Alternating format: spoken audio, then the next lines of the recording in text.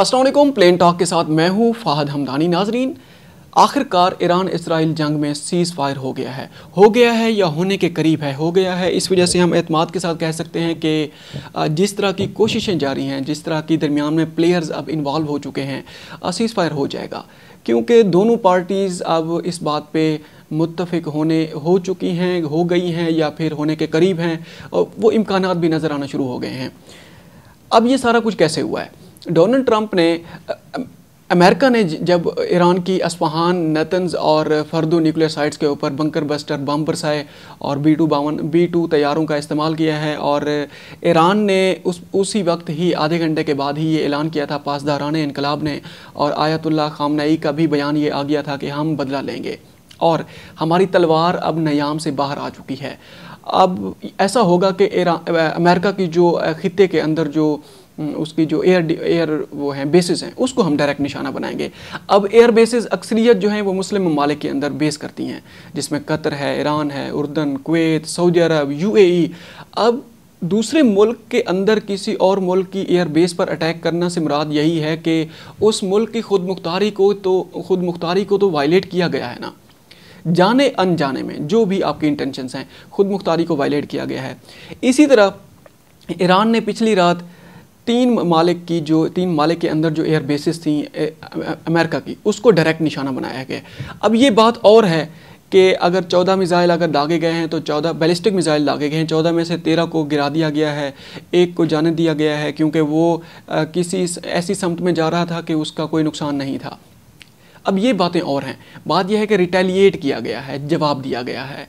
अब इसके बाद क्या हुआ? इसके बाद ये हुआ कि डोनाल्ड ट्रंप ने एकदम से एक ट्वीट किया है, सोशल मीडिया पे उसका ट्वीट आया है, फॉर्मरली मतलब ट्वीट, अब एक्स पर उन्होंने लिखा है कि इस दुनिया को मुबारक हो, ईरान और इसराइल के दरमियान सीज़ फायर पर इत्तेफाक हो चुका है और 6 घंटे के बाद सीज़ फायर हो जाएगा, और जिसमें पहले 12 घंटे में ईरान जो है सीज़ फायर का ऐलान करेगा और अगले 12 घंटे में इसराइल जंग बंदी का ऐलान करेगा। अब ये टाइम गेन क्यों किया गया है? क्या कोई अहदाफ बाकी हैं? क्या कुछ इसराइल, क्योंकि पिछले 2 दिन के अंदर इसराइल ने तेहरान के अंदर, ख़ास पूरे ईरान के अंदर जिस तरीके से अटैक किए हैं, जिस नेचर के उसने हमले किए हैं, उसने जो की इंस्टॉलेशंस हैं पूरे ईरान की, और उसके अंदर यूनिवर्सिटीज़ भी शामिल हैं, हॉस्पिटल शामिल हैं, मिलिट्री इंस्टॉलेशन शामिल हैं, मिलिट्री कम्प्लेक्सेस शामिल हैं, सबको उसने मिलिया मेट करके रख दिया है और बड़े सख्त किस्म के उसने हमले किए हैं और बड़े परेशान कुन सूरत हाल पैदा हुई है 2 दिन के अंदर। ईरान ने भी जवाब दिया। ईरान ने जिस तरीके से तल अबीब पर, हाइफा पर, यरूशलेम, हर जगह के ऊपर तेहरान ने अटैक किया है, और तेहरान ने अब हाइपरसोनिक मिसाइल्स का इस्तेमाल किया है। अब हुआ यह है कि इसके साथ साथ डोनाल्ड ट्रंप ने, अब हम सीज़ फायर की हम बात कर रहे हैं, जो लेटेस्ट डेवलपमेंट है, पास्ट में जो कुछ हो चुका है। अब लेटेस्ट डेवलपमेंट के ऊपर अगर बात की जाए, डोनाल्ड ट्रंप ने इसी ट्वीट के अंदर ईरानियन और इसराइली जो गवर्नमेंट है, वो जो रिजीम है वहाँ की, उनकी क़यादत को, उसकी क़यादत की तारीफ़ भी की है, कहा कि बड़ी इसने तहम्मुल का मुज़ाहरा किया है और बड़े उसके साथ बड़ी हिम्मत, और वो ये है कि इस बात के ऊपर वो एग्री हो गए हैं। उनके कहने का बेसिकली पर्पज़ यही था कि मैं इनकी तारीफ़ करता हूँ और ये तारीफ़ के हक़दार भी हैं, और मेरी दुआ है कि खुदा इसराइल, ईरान और मशरक़ वस्ता को महफूज रखे आने वाले वक्त में, और अब अमन का वक्त है। उनने ये बात दोबारा भी दोहराई है। इसके साथ साथ दरमियान में फिर एक दूसरा उनने ट्वीट किया है, उसमें उन्होंने कहा है कि कतर के जो अमीर हैं, अमीर कतर, उसके साथ रब्ता किया गया है। JD वेंस भी साथ है, डोनाल्ड ट्रंप, दोनों ने रब्ता किया है। उन्होंने इसराइल के जो उसके ऊपर सीज़ फायर के ऊपर जो उसने इत्तेफाक ज़ाहिर किया है, उसने डोनाल्ड ट्रंप ने अमीर कतर के साथ वो बात शेयर की है, और अमीर कतर ने हमाद अल सानी, जो उनका नाम है, अब पूरा नाम मुझे याद नहीं है, तो उनको बताया गया, उन्होंने ये भी कहा गया कि आप ईरानियन अथॉरिटीज़ के साथ डायरेक्ट रब्ता करें और उन्हें कहें कि अब सीज़ फायर के लिए एक पार्टी तैयार है, आपका क्या कहना है। और फ़ौरन ही पासदारान इनकलाब का भी बयान आ गया है कि हम भी कतर की सालिसी में सीज़ फायर के लिए तैयार हैं। ये हो गया है। इसके बाद ये थोड़ी सी बर्फ़ पिघलती जैसे ही नज़र आई है, उसके बाद एक और बयान सामने आ गया है, जिसमें JD वेंस जो अमेरिकन नायब सदर हैं, इसके साथ साथ अमेरिकन जो वज़ीर ख़ारजा हैं मार्को रूबियो, और मशरिक़ वस्ती में डोनाल्ड ट्रंप के जो एलची हैं जिनका नाम स्टीव विटकॉफ है, उन्होंने डायरेक्ट ईरानियन अथॉरिटीज़ के साथ रब्ता किया है और उन्हें ये बताया है कि ईरान इसराइल जंग बंदी के लिए तैयार हैं, क्या आप लोग तैयार हैं? तो उन्होंने कहा बिल्कुल हम भी तैयार हैं। और इस तरीके से ये एक एंड पॉइंट के ऊपर आके दोनों अथॉरिटीज़, दोनों गवर्नमेंट्स सीज़ फायर के ऊपर राज़ी हो गए हैं। और इसके बाद जो ईरानियन अथॉरिटीज़ हैं उनका भी ये बयान आया है कि सुबह 4 बजे तक, मतलब जो पिछली जो 4 बज चुके हैं, यहाँ तक ईरान इसराइल को सज़ा देते रहे हैं हम, और अब सज़ा देने का वक्त ख़त्म हो गया है। इसका मतलब यह है कि सीज़ फायर हो गया है, बज़ाहिर हो गया। अब आने वाला वक्त बताएगा, 2 दिन या 3 दिन में ये बात वाज़ेह हो जाएगी कि ये सिचुएशन भी हमारी ये क्लियर हो जाएगी कि क्या कौन सा प्लेयर, कौन सा जो कौन सी पार्टी है, वारिंग पार्टीज़ में से, दोनों में से कौन इसकी वो करता है, वायलेट करता है, और किस तरीके से फिर दोबारा इसकी हैसियत क्या होगी इस सीज़ फायर की।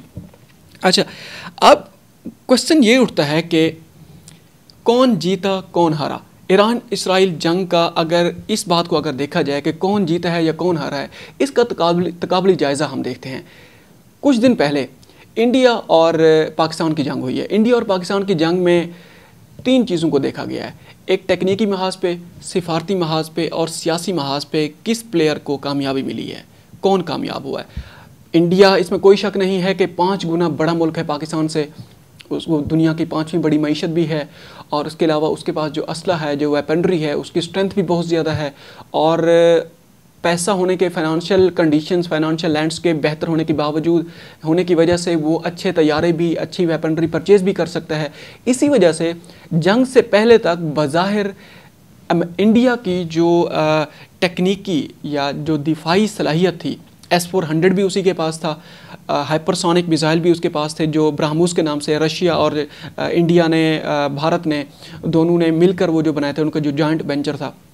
लेकिन जंग हुई, जंग के दौरान जो कुछ हुआ सारी दुनिया ने देखा। पाकिस्तान ने किस तरह इंडिया को धूल चटाई, किस तरह उसके जनाब वो जो रफ़ाल तैयारे थे उसको तबाह कर दिया, और सारी दुनिया में उसकी जग हंसाई हुई है। इंडिया के अंदर घुस के जो उसकी जो जब जवाबी ऑपरेशन बुनियानो मरसूस को सामने रखते हुए जिस तरीके से उसको जवाब दिया, जिस तरह उसको हजीमत का सामना उठाना पड़ा, और जिस तरीके से उसको अंदरूनी क्रिटिसिज्म का सामना करना पड़ा, खासकर जो अपोजिशन है, कांग्रेस के जो अरकान हैं और बाकी जो सहाफ़ी हैं, गोदी मीडिया से हट के मैं बात कर रहा हूँ, उन्होंने किस तरीके से क्वेश्चन किए कि भाई क्या हुआ है, आप जंग क्यों हार गए हैं, आप क्यों मुज़ाकरात के लिए, उसके लिए सीज़ फायर के लिए डोनाल्ड ट्रंप से आपने रब्ता किया है।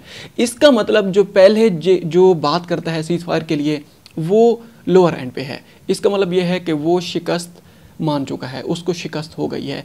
इसी तरह ही अच्छा, सिफारती महाज पे देखा जाए, सिफारती महाज पे उसने जो वफूद भेजे इंडिया ने, उनको किस तरीके से इंटरनेशनल मीडिया ने कवरेज नहीं दी, और पाकिस्तान ने जो वफ्द भेजा था बिलावल भुट्टो जरदारी की क़यादत में, उसको किस तरीके से तक़वियत मिली है, उसको कवरेज मिली है, और किस तरीके से उसको सपोर्ट मिली है वेस्ट के अंदर। ये भी सारी दुनिया ने देख लिया कि किस तरीके से उसको उजागर किया गया है। और इसके साथ साथ अब सियासी महाज पे देखते हैं। सियासी महाज पे ये मोदी गवर्नमेंट का हिंदुत्व जो नज़रिया है, जो बीजेपी है, उसका हमेशा से वतीरा रहा है कि जैसे ही इलेक्शन करीब आते हैं वो पाकिस्तान के साथ जंग छेड़ देते हैं। राहत इंदौरी जो इंडिया के बड़े एक मशहूर शायर हैं, उनका एक मशहूर शेर है, उन्होंने कहा सरहदों पर कोई तनाव है क्या, ज़रा जाके देखो कोई चुनाव है क्या। इसका मतलब यह है कि जब चुनाव करीब आता है, जब इलेक्शन करीब आते हैं, तो मोदी सरकार जो है ना, सरहदों ख़ासकर पाकिस्तान के साथ वो वहाँ पर तनाव आ जाता है, वहाँ उसके साथ जंग छेड़ देते हैं। अब इलेक्शन आने वाले हैं, मोदी सरकार अंदरूनी तौर पे, सियासी तौर पे बड़ी कमज़ोर हो चुकी है। मतलब यह है कि तीनों महाज पे पाकिस्तान ने इंडिया को शिकस्त फाश दी है। अब इसी सिनेरियो को हम सामने रखते हैं ईरान और इसराइल की जंग में। इसमें कोई शक नहीं है, टेक्निकी महाज पे इसराइल बहुत आगे है। इसराइल की वेपनरी, वो एटमी टेक्नोलॉजी भी है, उसके साथ अमेरिका जो सुपर पावर है माशी लिहाज पे और असले के लिहाज से, वो भी उसकी बैक फुट पे है। और सिफारती महाज पे जो यहूदी लाबी है, उसका तो कोई नेमल बदल ही नहीं है। वेस्ट के अंदर जो उसका असर रसूख है, वो हर लिहाज से अमेरिका इससे, ईरान से आगे है। लेकिन जंग के दौरान क्या हुआ है, टेक्निकी महाज पे अगर देखा जाए तो इसराइल को इसमें कोई शक नहीं है, इसराइल ने तेहरान के ऊपर ताबड़तोड़ हमले किए, बहुत ज़्यादा हमले किए, और ईरान की जो की इंस्टॉलेशंस हैं उसको डायरेक्ट उसने निशाना बनाया है, और इसके साथ अमेरिका भी जैसे कूद पड़ा है, उसने भी निशाना बनाया। लेकिन एसिमेट्रिक पोजीशन होने के बावजूद जिस तरीके से ईरान ने जवाब दिया है, जिस तरीके से अंदरूनी महाज पे नेतन्याहू को तबाही का सामना करना पड़ा है, जिस तरीके से अंदरूनी प्रेशर का सामना था, और जिस तरीके से हर 3 घंटे के बाद वहाँ सायरन बाज उठते थे और मिलियन की आबादी बंकर्स के अंदर छुपने पर मजबूर हो जाती थी, किस तरह वहाँ टेंशन है, और किस तरीके से वहाँ वो जो एक नाकाबिल शिकस्त समझा जाता था इसराइल, तारीख़ में पहली बार इस तरह का उसे नुकसान उठाना पड़ा है।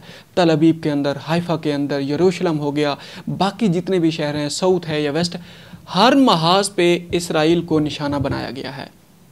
इतना कमज़ोर होने के बावजूद ईरान ने किस तरह उसने मिज़ाइल इस्तेमाल किया, किस तरह उसने हाइपरसोनिक मिज़ाइल का इस्तेमाल किया, हाइब्रिड ड्रोन्स का इस्तेमाल किया, और इसके साथ साथ 1500 kg तक के वार हेड्स को उसने इस्तेमाल किया है कि अपने हालांकि 1800 से 2000 किलोमीटर का फासला है ईरान और इसराइल के दरमियान। इसके बावजूद भी ईरान ने कोई कसर नहीं छोड़ी। उसके जो इसराइल की जो डिफेंस शील्ड है, जिसके अंदर एयर डिफेंस जो उसके सिस्टम के अंदर थॉट डिफेंस सिस्टम है, पैट्रियट है, डेविड स्लिंग है, उसके अलावा आयरन डोम सिस्टम है, सबको ब्रीच करते हुए, और इसके साथ साथ ईरान और इसराइल के दरमियान जो सरहदी इलाके हैं जिसके अंदर 4 मुस्लिम ममालिक शामिल हैं, सब की एयर स्पेस के ऊपर इसराइल का कब्ज़ा था, ऑलमोस्ट कब्ज़ा ही था। वो उसको खुलेआम वायलेट कर रहा था, उसको रोकने वाला कोई नहीं था। इसके बावजूद भी उर्दन के अंदर से भी कुछ मिसाइलों को निशाना बनाया जाता था, शाम के अंदर से, इराक़ के अंदर से।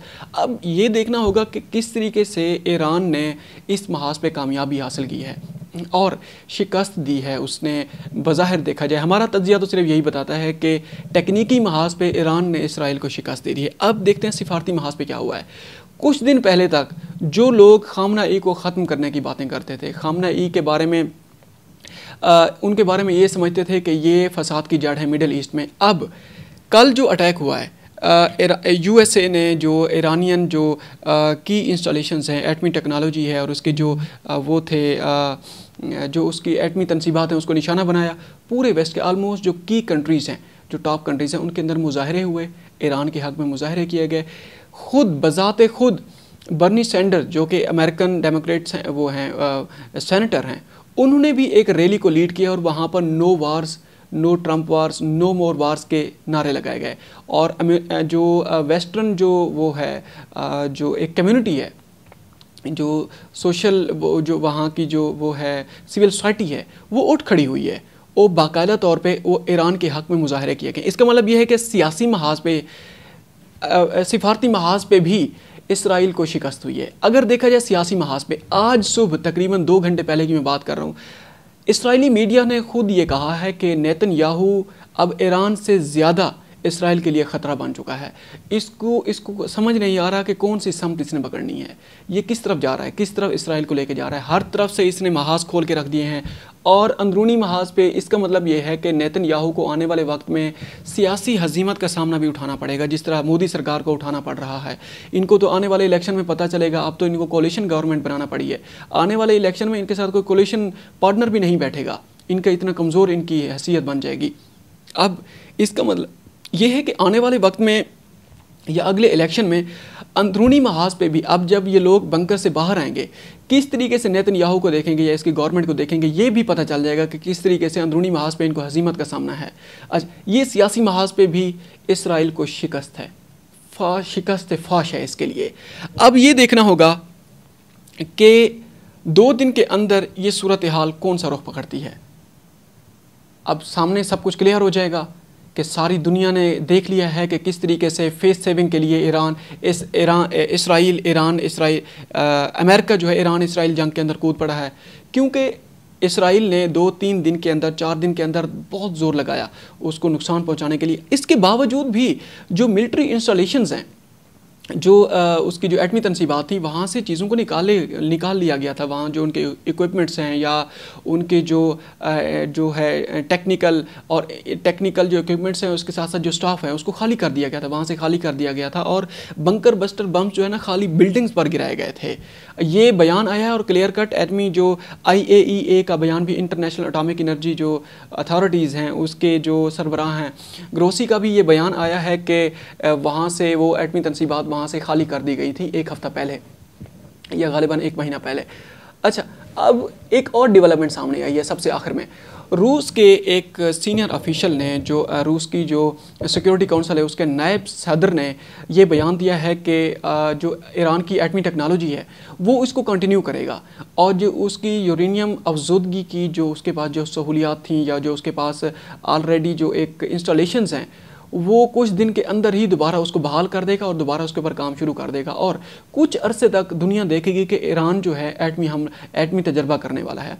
अब ये बात डोनाल्ड ट्रंप को बड़ी खटक गई है। डोनाल्ड ट्रंप ने फिर उसी वक्त ट्वीट किया है कि एटमी वर्ड को इतना ज़्यादा मजाक ना बनाया जाए। इसका मतलब यह है कि जंग के बाद रूस बज़ात खुद जिस तरीके से उसने नॉर्थ कोरिया को सपोर्ट किया है एटमी टेक्नोलॉजी हासिल करने में, और रूस बज़ात खुद ईरान को एटमी क़ुव्वत बनाने के लिए भरपूर सपोर्ट करेगा। अब पाकिस्तान का स्टांस देखते हैं कि पाकिस्तान की जो मिलिट्री और पॉलिटिकल एस्टेब्लिशमेंट है वो कौन सा रुख पकड़ती है और उनका स्टांस क्या होगा। अभी तक तो फुल फ्लेज ईरान को सपोर्ट कर रहे हैं और इस महाज पे एटमी क़ुव्वत बनाने में और उसको जिस तरीके से सपोर्ट करने में पाकिस्तान कौन सा रुख पकड़ता है, पाकिस्तान कहाँ बैठा होगा, ये आने वाला वक्त बताएगा। अब तक के लिए इतना ही। एक और व्लॉग के साथ आपके सामने होंगे और तब तक के लिए अपना ख्याल रखिएगा, हमारे चैनल का भी ख्याल रखिएगा। अगर आपको हमारा कंटेंट पसंद आए और हमारा जो तबसरा करने का अंदाज़ है या जिस तरीके से हम हुक उसमें लेके आते हैं और उस तरह ख़बरों की तफसीलात को हम बयान करते हैं, इसके अंदर जो आपके सजेशंस हो इसके अंदर चेंजेस कैसे लाई जाएँ, इसको इम्प्रूव कैसे किया जाए, आप हमारे साथ अपने आइडियाज़ को शेयर करें। हम आपके जो वैल्यूएबल आपका जो फीडबैक होगा हम उसको बड़ी कदर की निगाह से देखेंगे। आप हमें कमेंट करें, आप हमें ईमेल भी कर सकते हैं। ईमेल का एड्रेस भी स्क्रीन के ऊपर आपको नज़र आ जाएगा। और तब तक के लिए अपना ख्याल रखिएगा और मिलते हैं एक और व्लॉग में। खुदा हाफिज़। अस्सलाम वालेकुम।